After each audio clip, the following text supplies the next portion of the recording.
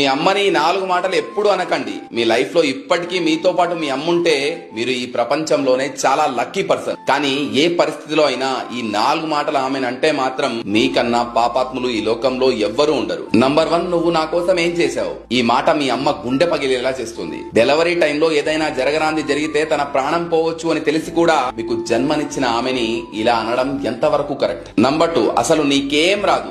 ఎవరి దగ్గరైతే నడవడం, మాట్లాడడం, తినడం నేర్చుకున్నామో ఆమెనే ఇలా అంటే సూర్యుడికి ప్రకాశించడం తెలియదు అన్నట్టుంటుంది. మేబీ ఈ రోజున్న టెక్నాలజీ తనకు అర్థం కాకపోవచ్చు, కానీ మనం ఏం చెప్పకుండానే మన బాధని అర్థం చేసుకునే చాట్ జీపీటీ తన దగ్గర మనం పుట్టినప్పటి నుంచి ఉంది. నంబర్ 3, ప్రతిసారి నన్ను ఏదో ఒకటి అంటూనే ఉంటావు. నిన్ను అనాలని కాదు, నువ్వు ఎక్కడ రాంగ్ రూట్ లోకి వెళ్తావన్న భయం తను అలా అనేలా చేస్తుంది. నంబర్ 4, నువ్వు నా లైఫ్ లోకి ఇంటర్ఫియర్ కావద్దు. నువ్వు ఈ రోజు తీసుకుంటున్న ప్రతి ఊపిరి మీద తన పేరుంది. అమ్మకి మనం తప్ప మరే ప్రపంచం ఉండదు.